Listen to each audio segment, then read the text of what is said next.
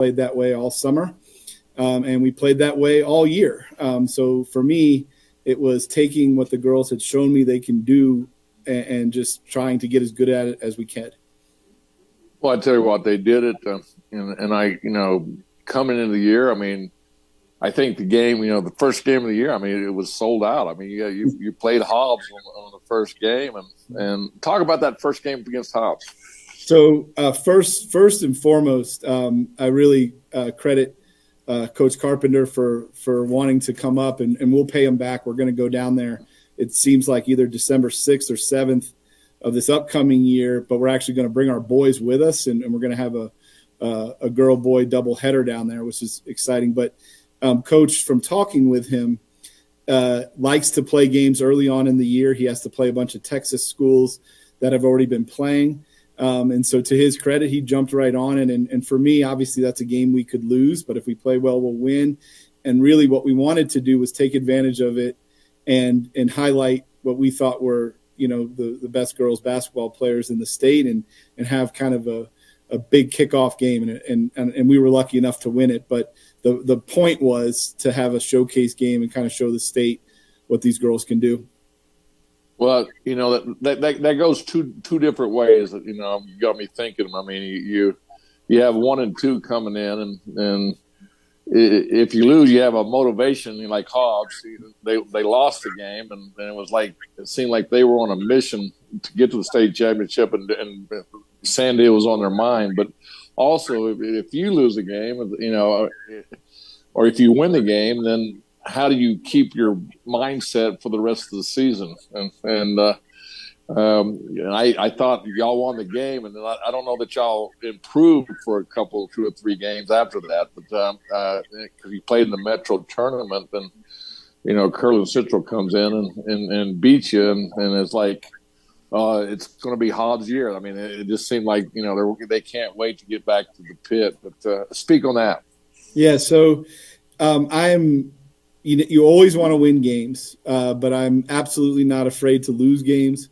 I went into that first game knowing, because that's the day on Saturday. It's the first day of competition by NMAA rules, and most teams choose to scrimmage across the state. I knew very much that even if we had lost that game to Hobbs, that we would learn far more from playing Hobbs High School in a big game than scrimmaging. I'm confident in that. And so for me, if we had lost, it would just show us what we had to work on, and we move along. I had a veteran team. We've lost games before, and so I wasn't afraid of that. I wanted to play, and I wanted to see exactly where we were. And so I feel like, playing them early next year will be the same exact scenario. It's going to be hard to go down to Hobbs and play with them. But if we lose, it'll show us what we need to improve on. So I like playing games early. Because it shows you exactly where you are. Meaningful games early. So I'm not afraid of that at all. And then as far as getting better, I think that I'll give this group credit. We, for the vast majority of our minutes, we kept our standard. There were times where we didn't. It wasn't the entire season. Credit to Kirtland Central in the Metro tournament. They came ready to go. Talk about on a mission. That team was on a mission to beat us that night, and they played very, very well. We didn't win Metro 2 years ago either. Just for whatever reason, that's not part of our story. And you know what? It showed us things we need to work on.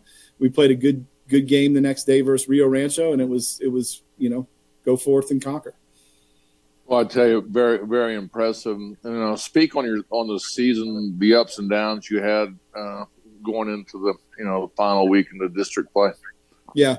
So district play for us was a challenge in the sense that there were teams there that we had physical advantages against, and we're talking about all of district season to make sure that we're, whenever possible, holding our standard and playing the way we want to play, but also still using sportsmanship. And I really think that my veteran group of girls really did that and were respectful of their teams, the other teams in our district, but also were, for the most part, able to keep our standard. The benefits of it allowed me to play more kids every game than maybe if we're playing a Hobbs where I only play 6, maybe 7. So we've tried to highlight the benefits of it.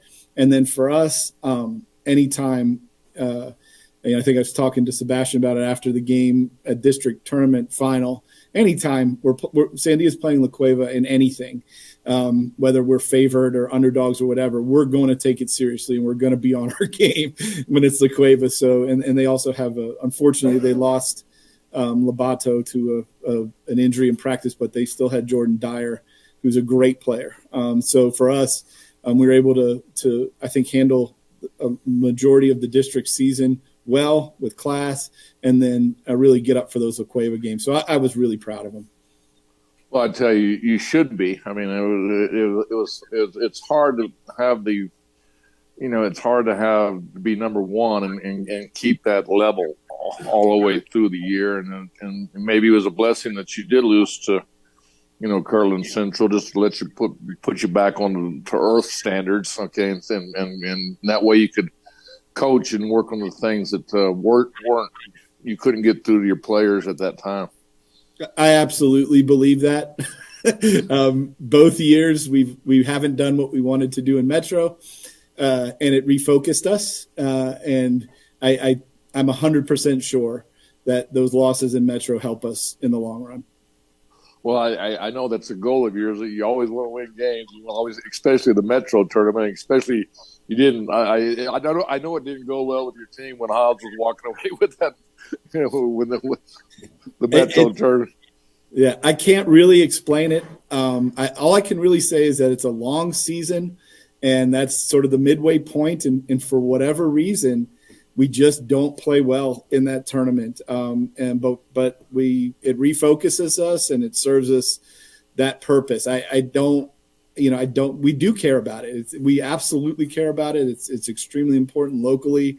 The girls want to be in that game right before the boys game. Like, we care about it. Just, I can't really explain it, but we don't play our best ball that time of year, but as long as we bounce back. Well, every year you win a state championship. So which one was better? I'll just ask that question. What, last year or this year, or which was more, or really that was the goal, and it didn't matter. Gosh, which one's better? Yeah. Very different. I guess ultimately 2 years ago was better. Just in the sense that it was, I didn't really know if it was possible, and it was more surprising. I guess it was the twists and turns of that tournament. We easily could have lost in the semifinal 2 seasons ago to Farmington. Farmington played unbelievably well, and the girls battled that back, and then they battled back against Volcano Vista, and I just remember that feeling.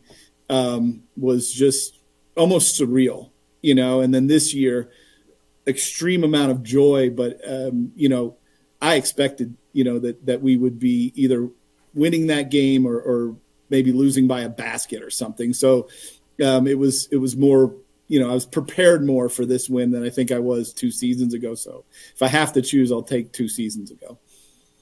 Well, I tell you, I think the biggest thing is it was your first one. At Sandia, second one. Yeah, second one. But you came from an emotional year before, so yes. and I think that was the rewarding point to see, to get it done. And again, a lot of people didn't think you could get it done last year, so.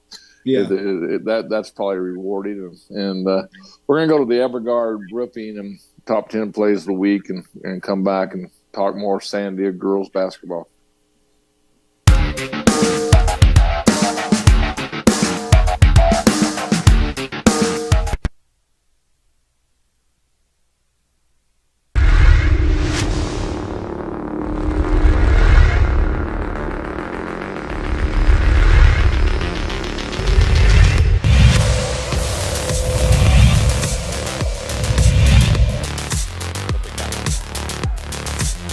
Connects a big 3 for Jesse James Gonzalez. Give him 18.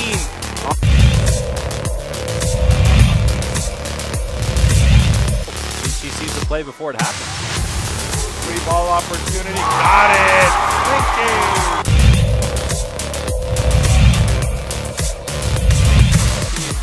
It's our first of 10. McGarry gets free and scores two. You know, now Hawkins jumping against Gallegos, and it's Texaco controlling the tip as they did yesterday. Curtis letting one fly early, and Texaco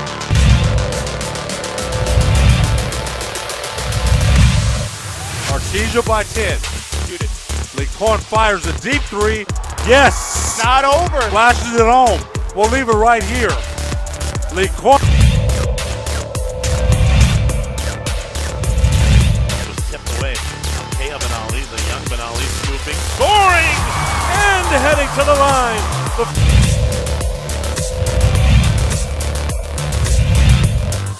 Height matters. A steal by Campbell. Campbell driving the basket against Levis. Gets him up in the air. Puts it up and scores easy.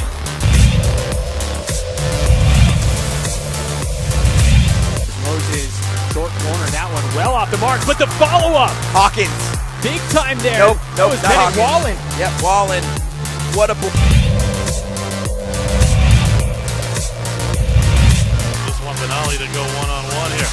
By two defenders, past two more to the basket. She scooted past four Hobbs Eagles.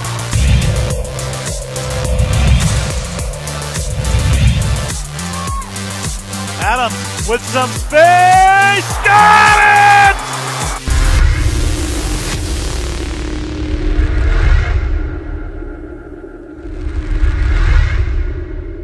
We would like to thank the following sponsors for making this broadcast possible. For over 20 years, Evergard Roofing and Solar has been committed to customer service. Locally owned and operated, Evergard offers both commercial and residential roofing and solar services. For more info, please call 505-821-9543. Evergard Roofing and Solar are proud supporters of ProView Sports Network and New Mexico Youth Athletics.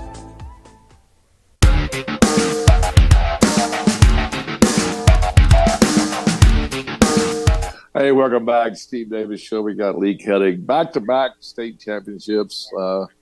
Won 3 state championships and been part of 4 championships. Speak on that behalf real quick. So 2010, I was an assistant working under Coach Kabbalah. I remember it like it was yesterday. Coach was able to beat an unbelievable El Dorado team that I think had beaten us every other time that year. I could be wrong on that, but I was there. Yeah, Ebony Walker and that group, Coach Barker's daughter, Brittany Barker, and I remember that like it was yesterday. The point guard from El Dorado threw up a half-court shot. It hit off the backboard. Ebony smothered it, and we'd won. So that was I have that memory forever. First time I'd ever been part of a championship, so that was a great memory. Right, and then you win it. You get the head coaching job, and basically you've been part of 4 of 6 state championships that Sandia has won over the existence of women's basketball. Yeah, amazing. 2017, my second year.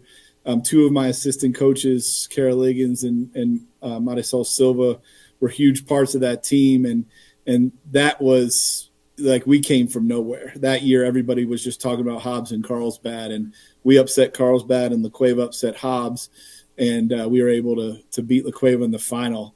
And just, I would imagine no one picked us at the start of that tournament. And then, these last 2 years, you guys are familiar. It's just an unbelievable group of kids that I've been lucky enough to have these last two seasons for sure. Well, I'll tell you, I think we got some highlights here of the state tournament, and we'll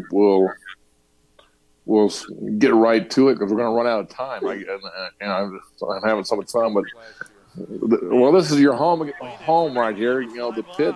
You've done well here. Yeah, I moved to New Mexico early 2000s to go to UNM, and watching Ruben Douglas and getting entrenched in the history of New Mexico basketball, and all the way to the point now where I've got VNA playing at the Lobos and in the pit all the time, and so to get my little slice of it is pretty special. I love it. Well, I don't know. You just jumped on Hobbs. I mean, y'all came out with like energy and just it seemed like Hobbs was just a step slow starting on the game. Yeah, always great feeling as a coach when your team comes out fast. That's always a relief. As you know, it's hard to predict whether they will or they won't. And I think that going back to that first game that we played, I think the girls had that memory and had some confidence. They had confidence, whether we were the 2 seed or the 1 seed. The girls had confidence. We played them once and we'd beaten them, and I think there was confidence from that experience. Well, I'm looking at this and I'm just saying, everybody. I mean, a lot of people just felt this was going to be Hobbs' year. Carpenter, so many people have respect for him across the state, and coming in, but it just seemed like they made a little bit of a run there. They cut to 40-34, but then you just seemed to step it up again. Yeah. So coming out of the second half, he got them going at halftime, and for us, people were like, "What were you guys thinking?" And I think all of us, I know me, we were thinking we're playing Hobbs High School. They're not just going to go away. They're going to punch back, and they did. And so for us, it wasn't panic time. It was like, okay, we're playing a really good team. Now we need to counter, and I think that comes with me having a ton of veterans on the team that are able to not get rattled by that. Well, I got to get to the suspense of your coaching tactics. Okay, you come out, you were styling. You have the red jacket on. You're looking good. Shirt's tucked in. Everything's looking great. Your team comes out on fire, and then all of a sudden, Hobbs starts making a run, and the next thing you know, you got your shirt out of your pants, and also got your jacket off. So the jacket came off when Audrey fouled out. And, that is just a very stressful time. Audrey does, jacket comes off when it feels like I got to do more. I got to be focused. I got to be free, I guess, to coach. But she does so much for us on the floor that isn't necessarily in the stat sheet that we rely on a lot. And so when she's unavailable, all I can tell you is that's stressful. And the coach came out, and luckily, we've got 6 that we play a decent amount, so there's still 5 there. But yeah, she fouled out, and I was like, oh no, because I just know how much she does for us. Well, you say you play 6 players or so. Speak on each one of those. I mean, I know you're going to lose Sydney, and speak on what she brought to the table, and then also what every player brought to the game. Absolutely. So I'll start with the seniors. So Sydney is an unbelievable. The whole team has a good basketball IQ. Sydney's basketball IQ is just through the roof. You could watch any game with her she's ever played, and whether the play went correctly or didn't go correctly, she'll tell you why she made the read, and you can see it. Her basketball IQ is through the roof, and she's a leader in the sense that she proved it in the last game. It was clear that her sister was going to be the one to win us that game, and she made sure her sister got the ball. She didn't need to score. And so just an unbelievable leader, unbelievably cerebral, and then obviously has the abilities that you guys see. Audrey, I just spoke about. Audrey, a couple years ago started to take on, the biggest, strongest player on the other team, and she really took to that. And she's a real strong kid. She has great footwork, soccer player, and then offensively is just an unbelievable passer. Loves to pass to the point where sometimes I got to force her to shoot, and then she seems to always come up with those clutch threes. And then Hope Giddings, she's our lefty, just an unbelievably instinctual scorer. Just finds a way to get to the basket, finds a way to get fouled, finds a way to hit a three. Just her instincts on the offensive end are awesome for us. And then Juice or Nadia Randall. Everybody needs one, right? You need a kid that does all the dirty work, that just shows up and does all of the tasks that need to be done. And that's Juice. And she does it. She does it whether we thank her or not. She shows up every day and does it. And every team needs a player like that. Not everybody, teams don't work if you don't have one. And then Chloe Brown, Coach Brown's daughter, very typical coach's kid as far as team first basketball. And this year, what's really been exciting is her shots really come alive. And she did it in the pit this year, a few games. And so unbelievable defense. When we were playing against Bella 2 seasons ago, she would be the one face guarding her and doing all those things. And unbelievable defense, and their shots really come alive. And then, without argument, the star of the game was Kea Benally, the 9th grader, comes off the bench, unrattled by that, mature beyond her years. And you guys saw it. She works her tail off. Her ability with the ball is really, really fun and really hard to guard. And she stole the show. And to the credit to the other girls on the team, they're about winning. And when it's clear that Kay is going to win us that game, we make sure we get her the ball and we win. And it was really fun to watch. I'll tell you what, we're going to take a break. We're going to come back and talk more about Sandia Matador girls basketball.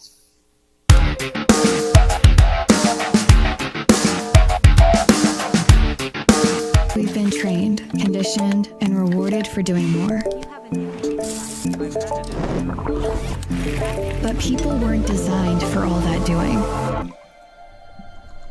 Our bodies need to settle into nothing from time to time.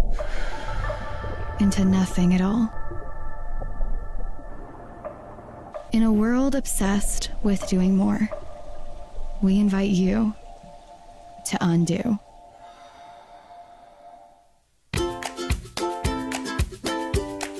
The Yeller Sub, located on 7200 Montgomery Boulevard, serves breakfast all day long along with classic hot and cold subs. Don't forget about our shakes, malts and floats made with your favorite Bluebell ice cream. 45 years and still going strong. Come on down to the Yeller Sub, official sandwich of ProView Networks. Don't sacrifice quality and flavor when you're in a hurry. Golden Pride offers ribs, fried chicken, red and green chili breakfast burritos, and frontier sweet rolls. 4 great locations, or visit us online at goldenprideabq.com.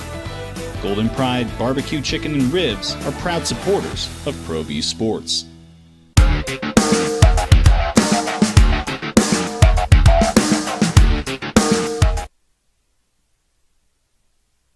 Back to the Steve Davis Show. We've got Lee Kettig here, back-to-back state championships, and hey, it's over. Is it a relief? And talk about all the accolades you're getting now.